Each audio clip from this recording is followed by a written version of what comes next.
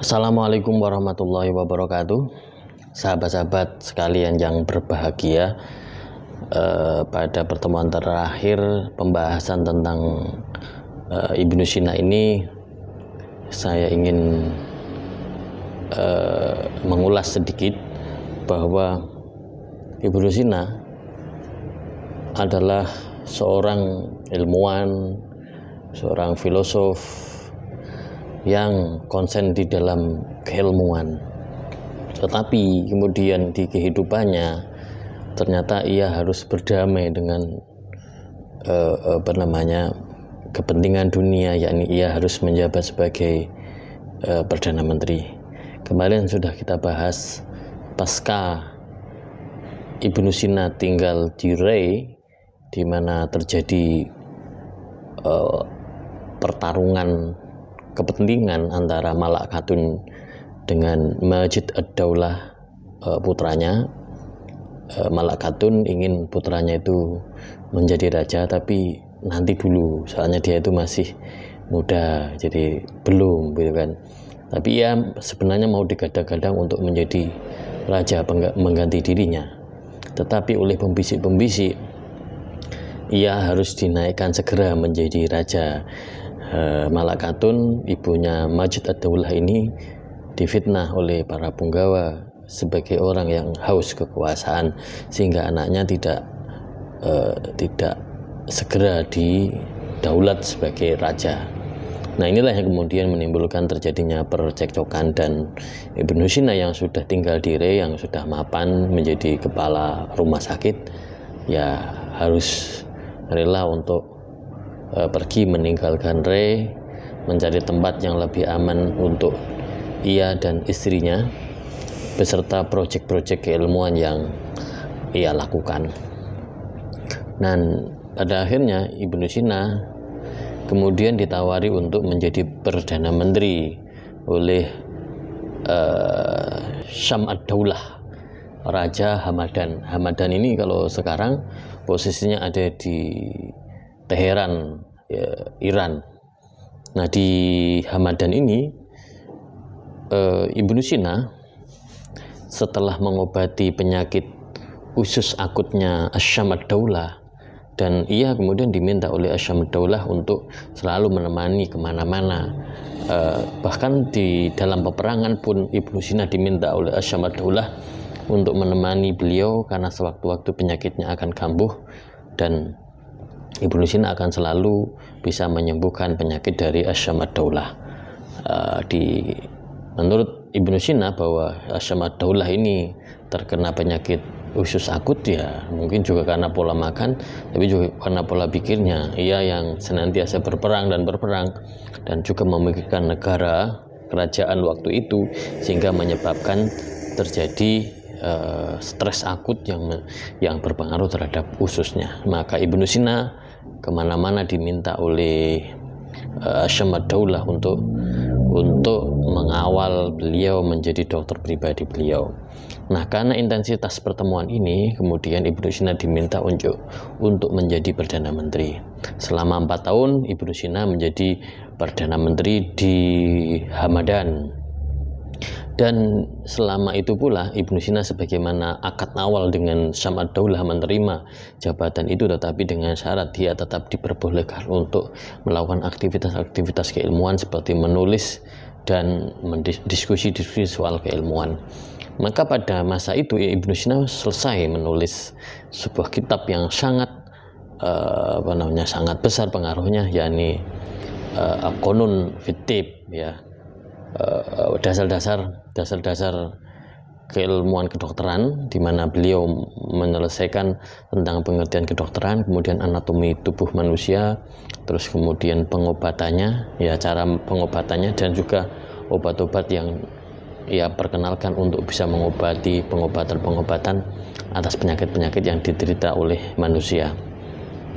Tetapi kemudian ini sebagai ciri khas dari seorang ilmuwan, sebagai ciri khas dari seorang filosof, bahwa kebenaran adalah kebenaran. Maka dia kemudian menerima sebuah kebenaran bahwa di negeri Hamadan ini ada sebuah ketimpangan sosial, di mana para rakyat ditarik dengan pajak yang tinggi, tapi pajaknya ini tidak dipergunakan untuk kemakmuran kembali, kemakmuran kerajaan, tetapi berdistribusi hanya ke tentara.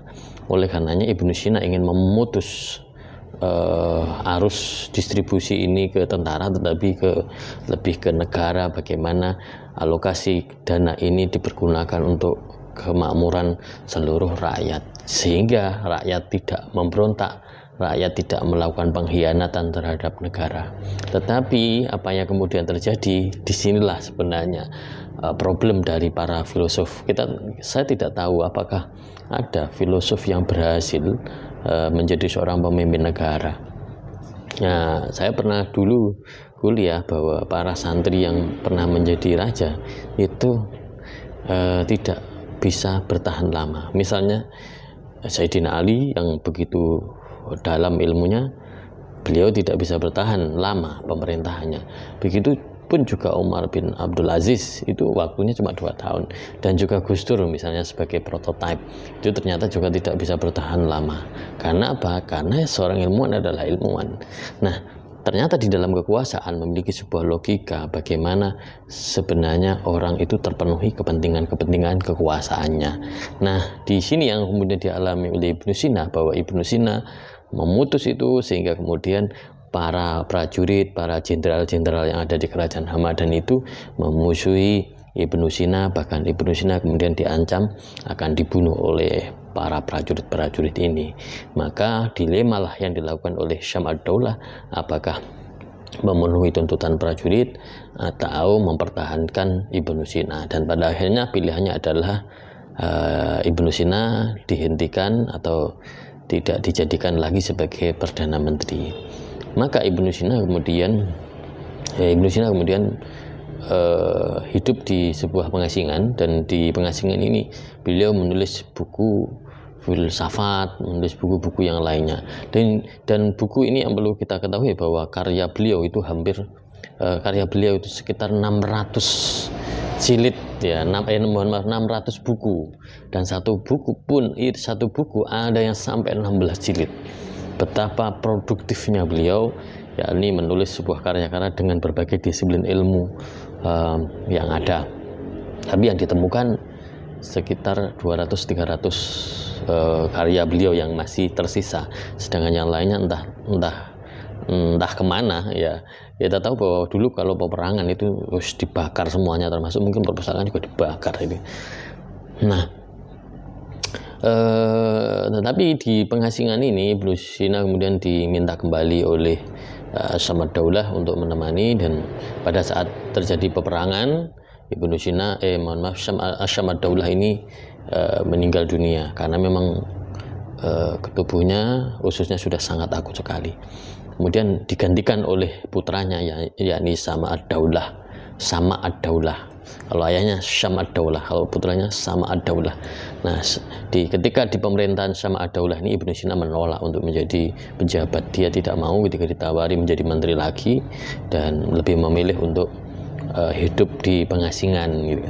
Tetapi ini membuat tersinggung Sama ad-Daulah, karena pada masa ayahnya Ibnu Sina mau menerima jabatan, tapi kenapa pada masa dirinya menjadi raja Ibnu Sina tidak mau menerima jabatan. Dan inilah yang kemudian menjadi percikan-percikan permusuhan ketidaksukaan Syam ad-Daulah kepada Ibnu Sina. Lebih-lebih Ibnu Sina ternyata mengirim surat pribadi kepada Raja Isfahan yang namanya Ala-Daulah yang berbeda kepentingan dengan Hamadan. Akhirnya Ibnu Sina ini kemudian di penjara ya, dikurung di sebuah penjara karena ia dituduh sebagai pengkhianat ya, mengkhianati negara. Di penjara ini Ibnu Sina kemudian menulis lagi buku yang sangat banyak sekali. Itu tadi yang saya sebutkan sampai 600 judul buku kalau secara keseluruhan. Nah, kemudian singkat cerita bahwa terjadi sebuah pergeseran politik.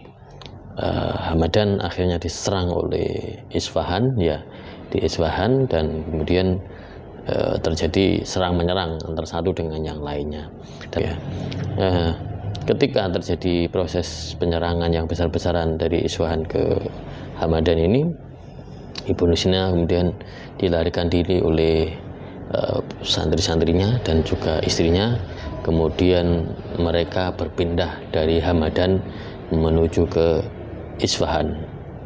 Nah, di kerajaan Isfahan ini Ibnu Sina diterima dengan pesta besar, ya, karena ada seorang tokoh besar, tokoh ulama besar yang disambut, yang bergabung dengan kerajaan Isfahan.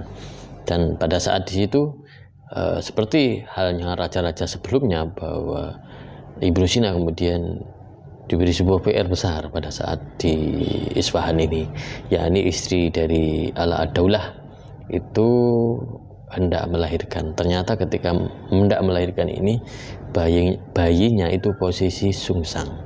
Oleh dokter kerajaan yang kebetulan adalah orang Yunani, itu raja itu disuruh milih, apakah milih anaknya atau milih istrinya. Jadi kalau ibunya meninggal dunia, maka anaknya selamat. Kalau anaknya itu yang meninggal dunia, maka istrinya selamat, begitu. Tetapi oleh Ibnu Sina, kejadian ini beliau melakukan sebuah pengobatan yang di luar nalar, ya, di luar nurul, ya, di luar nurul, karena pada masa itu belum pernah terjadi.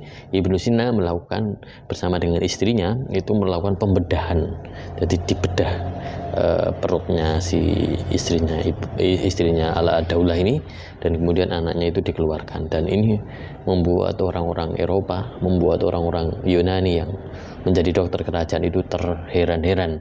Bagaimana mungkin itu terjadi, tapi Ibnu Sina mampu melakukannya, dan anaknya selamat, ibunya juga selamat. Walaupun pada saat itu ketika sudah dijahit perutnya istrinya Ala-ad-Daulah itu melalui proses yang sangat panjang untuk penyembuhannya, tapi akhirnya selamat, ya, akhirnya ibunya tetap selamat, anaknya juga selamat. Nah, karena keberhasilan ini, maka Ibnu Sina diberi pundi-pundi emas, ya, pundi-pundi dolar, pundi-pundi uang yang sangat banyak yang diberikan kepada Ibnu Sina. Nah, hal inilah yang kemudian menjadikan orang-orang itu kadang iri kepada Ibnu Sina, ya, orang yang baru datang kemudian diberi penghargaan yang begitu besarnya. Nah, tetapi kemudian politik berikutnya adalah ternyata Isfahan ini walaupun kelihatan kuat, tetapi kayaknya hancurlah Isfahan itu, tapi masih bertahan karena pasukan-pasukannya itu melarikan diri. Dan ketika melarikan diri ini, mereka meminta kepada negeri Baghdad untuk membantu mereka menyerang. Nah, pada saat menyerang inilah Ibnu Sina mengalami sakit lebih-lebih karena berpisah dengan istrinya. Dan ketika di dalam perjalanan menyerang Hamadan, karena Hamadan telah dikuasai oleh Mahmud Ghaznawi, pasukan Mahmud Ghaznawi, akhirnya di tengah perjalanan Ibnu Sina jatuh, sudah diobati oleh santri-santrinya, tetapi karena memang kondisinya begitu lemah, akhirnya Ibnu Sina itu meninggal dunia. Itulah kisah sejarah biografi dari seorang ilmuwan besar, seorang filosof besar yang bernama Ibnu Sina, yang dikenal oleh orang barat dengan nama Avicenna. Sekian, terima kasih. Kita akan membahas tentang biografi dari para ilmuwan besar, tokoh-tokoh Islam baik lokal maupun internasional, insya Allah di channel ini.